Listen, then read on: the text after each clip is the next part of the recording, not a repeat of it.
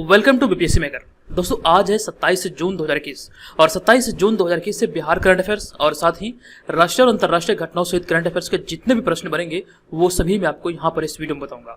ये वीडियो आपके लिए बीपीएससी सहित Bihar SSC, Bihar SI, ESI, CDPO, Bihar police और वो तमाम परीक्षाएं जो खास करके बिहार में आयोजित होती है, तो बिहार में आयोजित होने वाले सभी कंपेटिटिव एग्जाम के दृष्टिकोण से महत्वपूर्ण है। अगर आप पहली बार चैनल पर विजिट किया तो आपको बता दूं कि जनवरी से लेकर के अब तक करंट अफेयर्स के जितने वीडियो चैनल पर अपलोड हुए हैं सभी को मैंने प्लेलिस्ट में अरेंज किया है। आप जाइए सारे वीडियो को वहां से देख लीजिए। और रही बात पीडीएफ की, तो जनवरी, फरवरी, मार्च, अप्रैल और मई ये पांचों माह के करंट अफेयर्स का पीडीएफ का लिंक आपको यहाँ पर इस वीडियो के डिस्क्रिप्शन में मिल जाएगा। आप वहां पर जाकर इसे डाउनलोड कर सकते हैं। देखिए बीपीएससी जैसे परीक्षा में तकरीबन माना जाता है कि 12 से 18 माह के करंट अफेयर्स से पूछे जाते हैं, तो इस श्रृंखला के तहत आपकी ये सारी परीक्षाओं की तैयारी यहाँ से करंट अफेयर्स की बहुत ही अच्छे तरीके से हो जाएगी। ठीक है, ये ध्यान रखिएगा।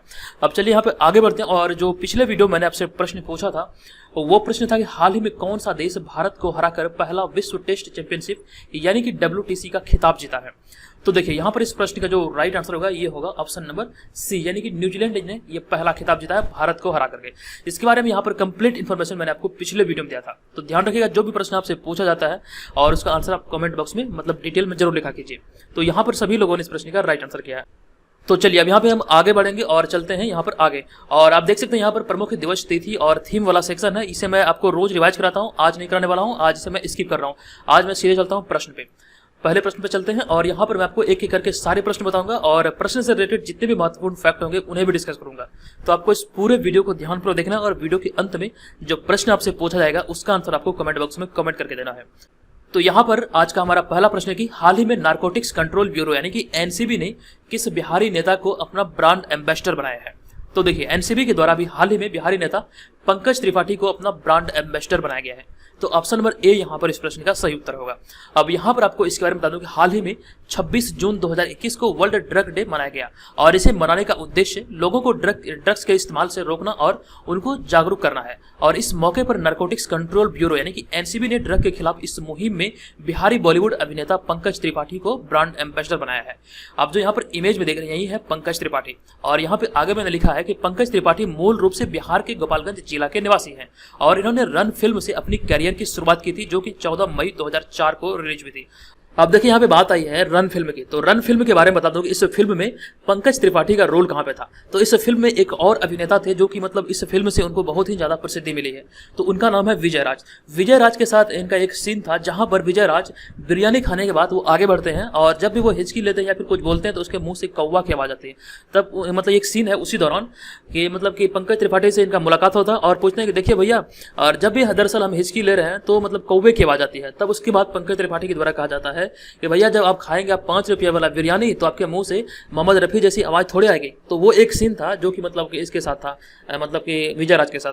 तो आप ध्यान रखिएगा। आई थिंक कि आप लोग भी बहुत सारे लोग यहाँ पे इस मूवी को देखे होंगे। और फिर यहाँ पे हमारा दूसरा प्रश्न है कि हाल ही में ललित नारायण मिथिला विश्वविद्यालय के किस कुलपति को बिहार राज्य उच्चतर शिक्षा परिषद की गुणवत्ता आश्वासन समिति के सदस्य के रूप में नामित किया गया है। तो ये ध्यान रखिएगा, इसका राइट आंसर होगा हमारा ऑप्शन नंबर डी यानी कि Surendra Pratap Singh. Option number D यहाँ पर इस प्रश्न का सही उत्तर होगा। अब यहाँ पर आपको इस प्रश्न के बारे में विस्तार पूर्वक बता दूं कि हाल ही में ललित नारायण मिथिला विश्वविद्यालय दरभंगा के कुलपति प्रोफेसर सुरेंद्र प्रताप सिंह को बिहार राज्य उच्चतर शिक्षा परिषद की गुणवत्ता आश्वासन की 6 सदस्यीय समिति के सदस्य के रूप में नामित किया गया है। ये जो समिति है बिहार सरकार की, ये 6 सदस्यीय समिति है और इन्हीं का मतलब ये हाल ही में सदस्य के रूप में नामित किया गया है सुरेंद्र प्रताप सिंह। अब यहाँ जो आप इस इमेज में देख रहे हैं यही है सुरेंद्र प्रताप सिंह। अब इसकी जो घोषणा हुई थी बिहार राज्य उच्चतर शिक्षा परिषद के द्वारा 11 मार्च 2021 को ही कर दी गई थी।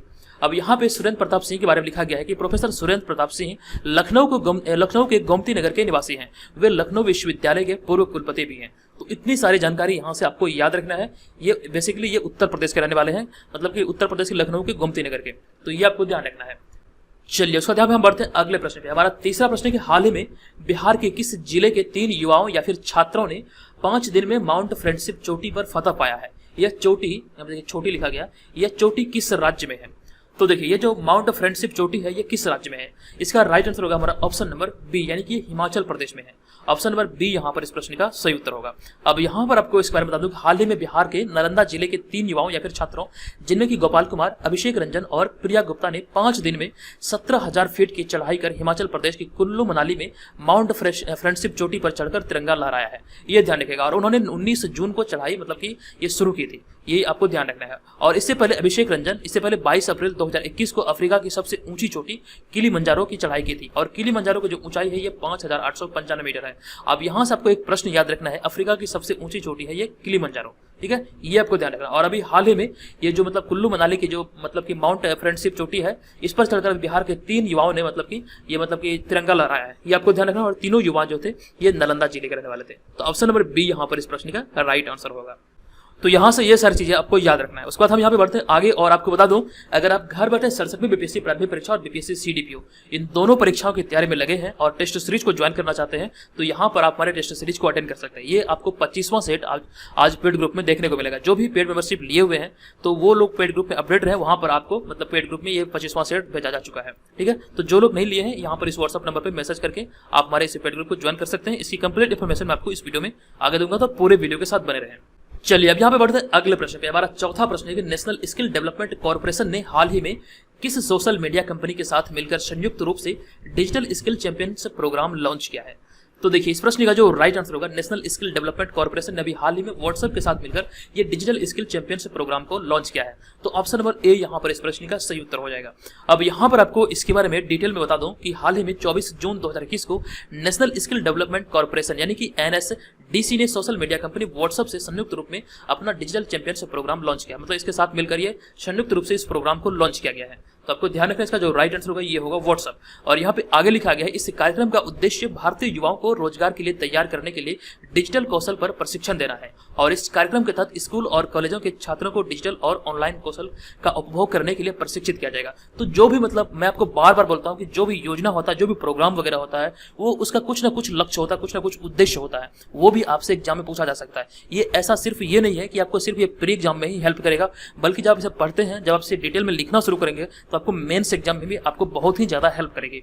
तो इसीलिए मैं आपको यहाँ पर डिटेल में सारी चीजें बताता हूँ। यहाँ पर आप जितनी चीजों को मैं ऐड कर सकता हूँ, यहाँ पे स्पेस थोड़ा सा कम मिलता है, तो जितनी सारी चीजों को मैं यहाँ पे ऐड कर सकता हूँ और करता भी हूँ, ठीक है, ये ध्यान रखिएगा। और मैं आपको बता दूं, अगर आपको इस वीडियो से हेल्प मिल रही है, इस श्रृंखला को जो मैंने स्टार्ट किया है, अगर आपको सच में इससे हेल्प मिल रही है तो प्लीज वीडियो को लाइक क्या कीजिए। जिस वीडियो में मैं आपको लाइक करने बोलता हूं, आप लोग सिर्फ उसी वीडियो में लाइक करते हैं। जिस वीडियो में नहीं बोलता हूं तो लाइक का रेशियो बहुत ही ज्यादा घट जाता है। तो आज की इस वीडियो का मैं आपको टारगेट दे रहा हूँ 600 लाइक का। अगर आपको वीडियो से सचमुच का हेल्प मिल रहा है तो प्लीज दोस्तों वीडियो को लाइक कीजिए। आपका एक लाइक हमारे मोटिवेशन को बहुत ज्यादा बढ़ाता है। आपके लाइक और कमेंट का मुझे बेसब्री से इंतजार आता है और मैं सारे कमेंट का रिप्लाई करता हूँ, ठीक है। तो आप लोग लाइक और कमेंट कीजिए और चैनल पे पहली बार विजिट किए तो चैनल को भी सब्सक्राइब कर लीजिए। अब यहाँ जो हमारा अगला प्रश्न है, ये 5वां प्रश्न, ये बहुत ही ज्यादा इंपॉर्टेंट प्रश्न है, इसे ध्यानपूर्वक देखिए। ये प्रश्न है कि हाल ही में भारत के किसी राज्य की किस पहली महिला मुख्यमंत्री की जयंती मनाई गई है। तो अभी हाल ही में किसी राज्य की पहली महिला मुख्यमंत्री की जयंती मनाई गई है और यह है सुचिता कृपलानी, यानी कि ऑप्शन नंबर सी यहाँ पर इस प्रश्न का सही उत्तर होगा।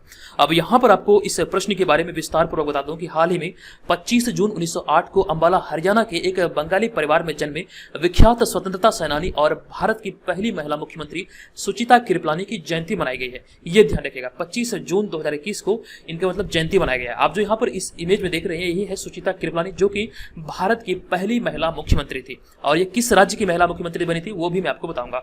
तो 1962 में वह कानपुर से उत्तर प्रदेश विधानसभा सदस्य चुनी गई थी और फिर अगले वर्ष यानी कि 1963 में उत्तर प्रदेश की मुख्यमंत्री बनाई गई और इसके साथ ही वो भारत की पहली महिला मुख्यमंत्री बनी थी। यहां से प्रश्न कई बार विभिन्न प्रतियोगी परीक्षा में पूछा गया है कि भारत की पहली महिला मुख्यमंत्री बनने का गौरव किसे प्राप्त है। तो ये सुचिता कृपलानी इस प्रश्न का राइट आंसर होगा और ये 1963 में उत्तर प्रदेश की मतलब की मुख्यमंत्री बनी थी। ये आपको ध्यान रखना है, ठीक है। इस तरह के प्रश्न आपसे एग्जाम में पूछे जाते हैं। चलिए उसके बाद हम यहाँ पे बढ़ते हैं अगले प्रश्न पे, लेकिन बात आई है उत्तर प्रदेश की। तो उत्तर प्रदेश से संबंधित कुछ जानकारी है, उसे देख लेते हैं। यहाँ पर आप इस इमेज में देख सकते हैं, ये है उत्तर प्रदेश और यहाँ पे छोटा सा बिहार है। और उत्तर प्रदेश भारत का एक राज्य है और ये भारत के सबसे अधिक जनसंख्या वाला राज्य है और ये यहाँ पे आप देख सकते हैं। और ये साथ ही दुनिया की सबसे अधिक जनसंख्या वाला देश उपखंड भी है। और साथ ही यह 1 अप्रैल 1937 को ब्रिटिश शासन के दौरान आगरा व अवध प्रांत के रूप में स्थापित किया गया था और ब्रिटिश शासन काल में इसे यूनाइटेड प्रोविंस कहा जाता था, जो कि 1950 में बदलकर उत्तर प्रदेश हो गया। और उत्तर प्रदेश की राजधानी है लखनऊ, जो कि राज्य का सबसे बड़ा शहर है, आप सभी जानते हैं। और उत्तर प्रदेश में जेलों की जो संख्या है ये है 75। अभी वर्तमान में राज्यपाल है आनंदीबेन पटेल, मुख्यमंत्री है योगी आदित्यनाथ और उप मुख्यमंत्री है केशव प्रसाद मौर्य और दिनेश शर्मा। अभी वर्तमान में पुलिस महानिदेशक है हितेश चंद्र अवस्थी। तो उत्तर प्रदेश से संबंधित इतनी सारी जानकारी यहां से आप याद रखिए। चलिए अब यहां पे बढ़ते हैं अगले प्रश्न पे। हमारा अगला प्रश्न है कि हाल ही में किस भारतीय संस्थान ने क्रेस्ट यानी कि CREST मिशन लॉन्च किया है।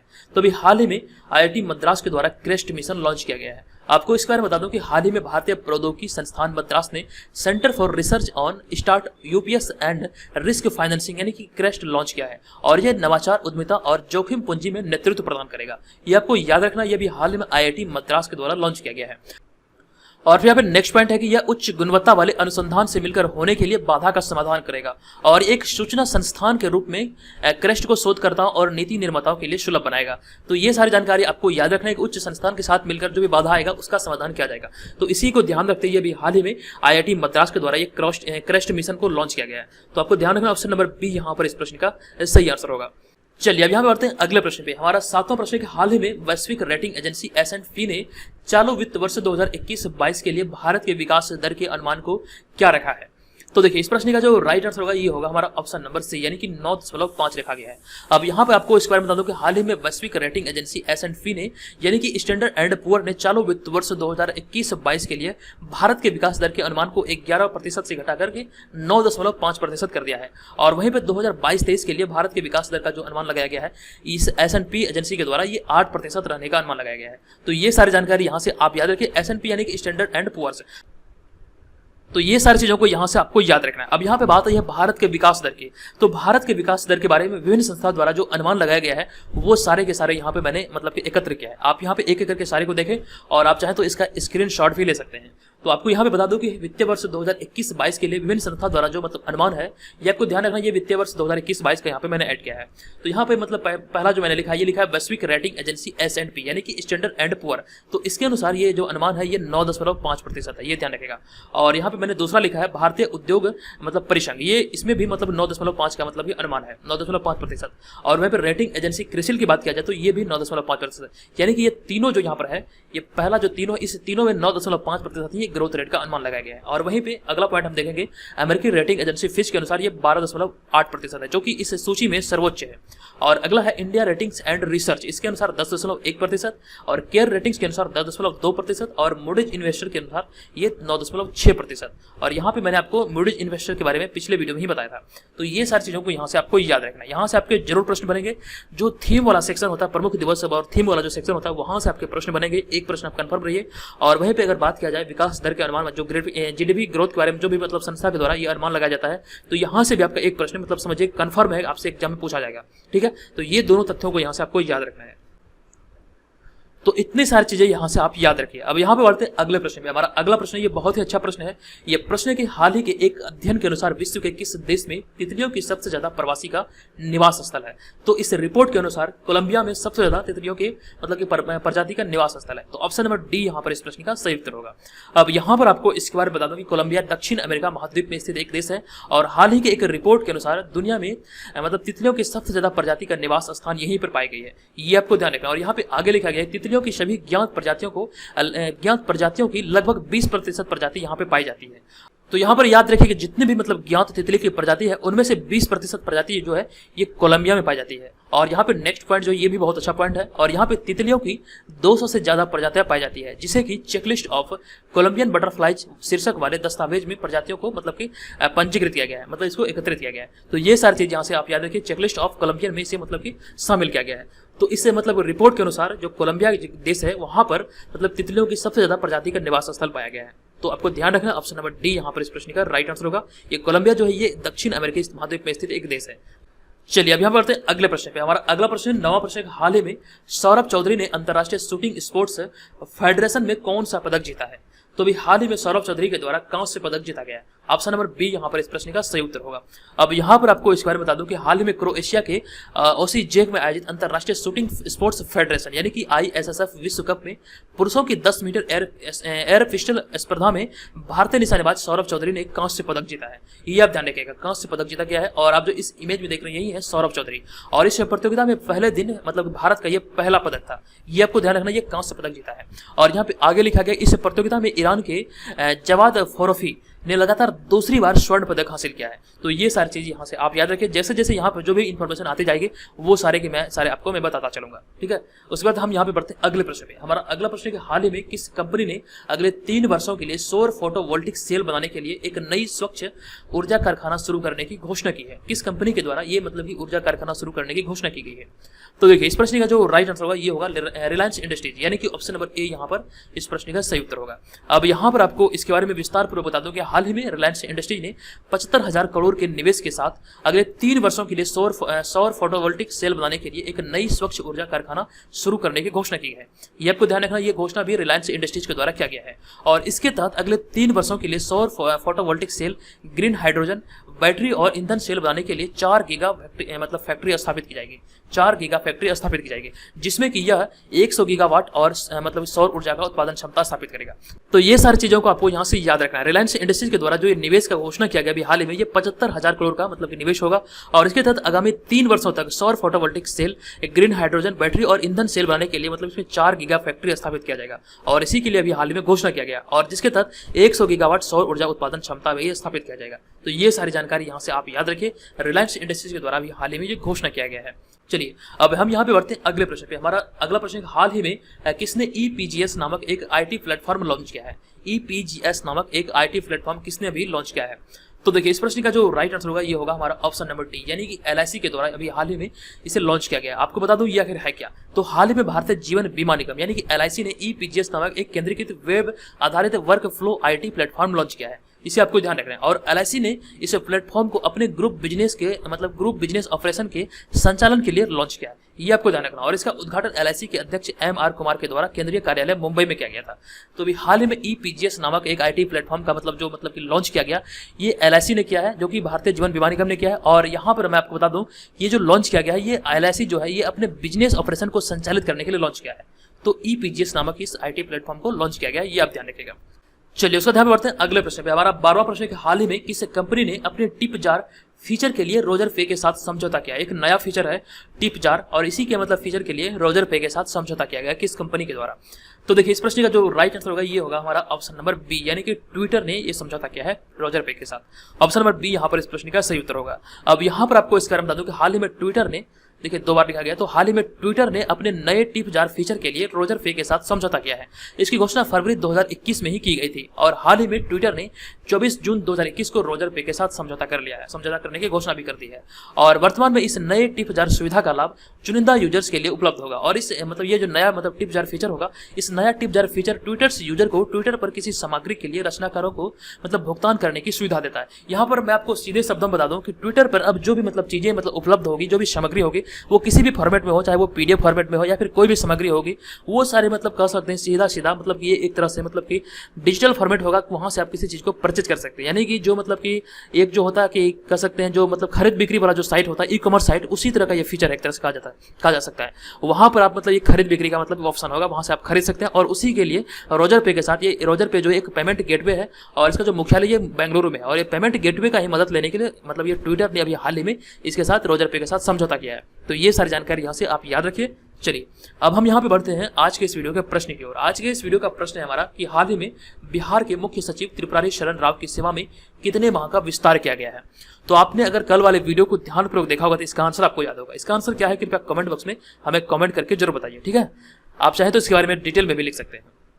अगर आप घर बैठे रहकर बिहार में आयोजित होने वाले किसी भी कंपैरेटिव एग्जाम की तैयारी में लगे हैं तो यहाँ से आप अपनी तैयारी को बेहतर कर सकते हैं। आपको बता दूं कि अभी हाल ही में इस चैनल के माध्यम से एक ई बुक लॉन्च किया गया। आप यहाँ पर इस इमेज में देख सकते हैं। इस ई बुक की खासियत यह है कि विगत 28 वर्षों से बिहार में जितनी भी परीक्षाएं आयोजित हुई है उसके प्रश्नों को इसमें शामिल किया गया। ये हिंदी और अंग्रेजी दोनों भाषाओं में, यानी कि ये बाइलिंगुअल है। आप इसे यहाँ पर देख सकते हैं। 2500 से अधिक प्रश्नों का इसमें संग्रह किया गया है। आपको यहाँ पर बता दूं कि प्रीवियस ईयर जो क्वेश्चन होते हैं वो आपके लिए बहुत ही ज्यादा इंपॉर्टेंट होते हैं, क्योंकि जब आप किसी एग्जाम की तैयारी करते हैं तो उस एग्जाम से संबंधित प्रीवियस ईयर क्वेश्चन का अगर आपके पास ई बुक हो या फिर बुक हो तो वो आपके लिए एकदम से वरदान सिद्ध होता है, क्योंकि प्रीवियस ईयर क्वेश्चन ही आपको ये बताता है कि प्रीवियस ईयर में किस प्रकार से प्रश्न पूछे गए हैं। वहां से आपको ये समझ आता है कि किस प्रकार से आपको तैयारी करना चाहिए, कहां से प्रश्न आपसे एग्जाम में पूछे जाते हैं, वो सारा समझ आपको प्रीवियस ईयर क्वेश्चन से ही आएगा। चलिए वीडियो में आगे बढ़ते हैं और यहाँ पर मैं आपको पेड ग्रुप के बारे में बताता हूँ। अगर आप घर बैठे 67वें बीपीएससी प्राइमरी परीक्षा और बीपीएससी सीडीपीओ इन दोनों परीक्षाओं की तैयारी में लगे हैं तो यहाँ से आप अपनी तैयारी को बेहतर कर सकते हैं। ये जो ग्रुप है ये आपको बीपीएससी सहित जो भी बिहार में परीक्षाएं आयोजित होती है सभी एग्जाम के दृष्टिकोण से ये महत्वपूर्ण हो सकता है। जो भी खास करके लड़कियों और महिलाएं घर बैठे एग्जाम की तैयारी करते हैं उनके लिए ये ग्रुप बहुत ही ज़्यादा इंपॉर्टेंट सिद्ध हो सकता है, क्योंकि यहाँ पर मैं बहुत सारी चीज़ें आपको बेहतर क्वालिटी का प्रोवाइड करा रहा हूँ। यहाँ पर आप सारी चीज़ों को देखिए, यहाँ पर आपको इस ग्रुप में क्या क्या चीज़ें मिलेगी ये आप सारी चीज़ों को देख के ही समझ पाएंगे। तो यहाँ पर सबसे पहले मैं आपको जो प्रोवाइड कराऊंगा ये होगा सबसे पहला हमारा टेस्ट सीरीज, जो कि बीपीएससी पैटर्न पर आधारित होगा। ये मॉडल सेट होगा। यहाँ पर आपको 50 प्रैक्टिस सेट देखने को मिलेगा और सारे के सारे प्रश्न जो इसमें होंगे वो आपको विद एक्सप्लेनेशन देखने को मिलेगा। ये बेहतर क्वालिटी का होगा। सारे के सारे प्रश्नों का एक्सप्लेनेशन आपको अच्छी क्वालिटी का देखने को मिलेगा, ये ध्यान रखिएगा। और दूसरा जो महत्वपूर्ण चीज आपको मिलेगा वो मिलेगा बिहार करंट अफेयर्स के अलावा राष्ट्रीय और अंतर्राष्ट्रीय करंट अफेयर्स, जो कि आपको एक वर्ष का करंट अफेयर्स यानी कि जनवरी 2021 से लेकर के दिसंबर 2021 तक के करंट अफेयर्स यहाँ पे आपको पेड ग्रुप में प्रोवाइड किया जाएगा। ये डेली मिलेगा, मंथली मिलेगा, साल का अंत होगा, वार्षिकांक भी मिलेगा। तो ये सारे यहाँ पे ध्यान रखिएगा। और उसके बाद जो हमारा मेन होगा वो होगा बिहार जीके। यहाँ पर आपको संपूर्ण बिहार जीके का 2 पीडीएफ मिलेगा। आपको दोबारा कहीं से भी बिहार जीके या फिर बिहार करंट अफेयर्स पढ़ने की आवश्यकता नहीं है। ये पूरी की पूरी जिम्मेवारी हमारी है। जो भी प्रश्न पूछे जाएंगे यहीं से प्रश्न पूछे जाएंगे, ठीक है, ये ध्यान रखिएगा। ये भी आपको यहाँ पे प्रोवाइड किया जाएगा 2 वॉल्यूम में। और उसका जो हमारा नेक्स्ट होगा वो होगा बीपीएससी का प्रीवियस ईयर क्वेश्चन। ये भी बहुत ही ज़्यादा इंपॉर्टेंट है। ये आपके बीपीएससी एग्जाम में सफलता पाने में आपकी बहुत ही ज़्यादा हेल्प करेगी। और उसका जो हमारा नेक्स्ट होगा वो होगा, यहाँ पे आप देख सकते हैं बिहार तथा राष्ट्रीय और अंतर्राष्ट्रीय घटनाओं का करंट अफेयर्स होगा 2020 वाला वार्षिकांक। अगर आपको जरूरत हो तो ये भी आपको प्रोवाइड होगा, क्योंकि बीपीएससी एग्जाम में विगत 18 माह के करंट अफेयर्स से पूछे जाते हैं। तो अगर आपको इसका जरूरत हो तो ये भी आप यहाँ पे प्राप्त कर सकते हैं। इसके अलावा कुछ पीडीएफ हैं जो कि जैसे देख सकते हैं यहाँ पे प्राचीन इतिहास का और संपूर्ण विश्व इतिहास का पीडीएफ, ये सारे और भी छोटे छोटे पीडीएफ है जो कि आपको यहाँ पे मिलेगा। तो मेनली जो हमारा होगा ये 4 सेक्शन होगा, यानी कि टेस्ट सीरीज, करंट अफेयर्स, संपूर्ण बिहार जीके और बीपीएससी प्रीवियस ईयर क्वेश्चन, ये चारों यहां पर आपको पेड ग्रुप के अंतर्गत प्रोवाइड किया जाएगा।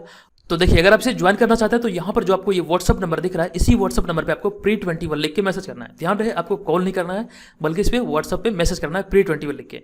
यहाँ पर आपको कंप्लीट इन्फॉर्मेशन दिया जाएगा कि यहाँ पर आपको क्या क्या चीजें मिलेगी, आपको कैसे पेमेंट करना है, वो सारी इन्फॉर्मेशन आपको ये मैसेज करने के बाद मिल जाएगी। अब यहाँ पर आप ध्यान रखिएगा, ये 1 वर्ष की वैलिडिटी के साथ है। इसका जो फी है ये 399 रुपया है। ये 399 रुपये में ये सारी चीजें आपको प्रोवाइड की जाएगी। 399 रुपया कोई बड़ी रकम नहीं होती है। अगर आप मार्केट में देखेंगे जो बीपीएससी का टेस्ट सीरीज अवेलेबल है वो आपको 1000 से 1500 रुपये में आपको 10 से 15 टेस्ट अवेलेबल कराता है। यहाँ पर मैं आपको 399 में आपको यहाँ पे 50 प्रैक्टिस सेट, 1 वर्ष का current affairs, Bihar GK, BPSC previous year question, ये सारे मैं आपको यहाँ पे प्रोवाइड करा रहा हूँ। आपको क्वालिटी के मामले में किसी भी प्रकार के कोई संदेह नहीं होना चाहिए। अगर आप इसे डेमो मंगाना चाहते हैं तो व्हाट्सअप नंबर पर हमें pre21 लिख के मैसेज कीजिए, आप डेमो का डिमांड कीजिए, आपको डेमो पीडीएफ मिल जाएगा। वहाँ पर आप देखेंगे, वो आप क्वालिटी को देख के समझ पाएंगे किस प्रकार से हम यहाँ पे आपके लिए मेहनत कर रहे हैं और किस प्रकार से कंटेंट आपको प्रोवाइड करा रहे हैं। तो आप भी इसे ज्वाइन कर सकते हैं। आप अपनी तैयारी को बेहतर आयाम दे सकते हैं, अपनी तैयारी को नई दिशा दे सकते हैं। यहाँ से अगर आप हमारे मतलब इस स्टडी मटेरियल को फॉलो करते हैं तो आपसे मेरा वादा है कि इतनी सारी चीज़ों को कवर करने में आपका 40 से 50% समझिए कवर हो जाएगा। क्योंकि बीपीएससी परीक्षा में 150 प्रश्न पूछे जाते हैं, उसमें करंट अफेयर्स का जो सेक्शन होता है वहाँ से लगभग 38 प्रश्न पूछे जाते हैं। तो 38 प्रश्न हो गया। बिहार जीके अगर मैं 10 ही मान लूँ तो 38 10 कितना हो गया, 48 48 हो गया। और यहाँ पे मैं आपको बता दूं कि पिछले वर्ष जो 66वें बीपीएससी आयोजित हुआ था तो वहाँ पे हमारे टेस्ट सीरीज से 26 प्रश्न आए थे, 26 से 27 प्रश्न हमारे टेस्ट सीरीज से आए थे। समझिए इतने सारे यहाँ से मतलब प्रश्न हमारे स्टेट से पूछे गए हैं। तो आप भी यहाँ पर हमारे पे भरोसा करके इसको ज्वाइन कर सकते हैं और अपनी तैयारी को बेहतर कर सकते हैं, ठीक है, ये ध्यान रखिएगा। तो दोस्तों आप भी इसे ज्वाइन कीजिए, बहुत सारे मेंबर ऑलरेडी से ज्वाइन कर चुके हैं। चलिए मिलेंगे नेक्स्ट वीडियो में। ये वीडियो कैसा लगा कृपया कमेंट करके जरूर बताइएगा। चलिए धन्यवाद, जय हिंद।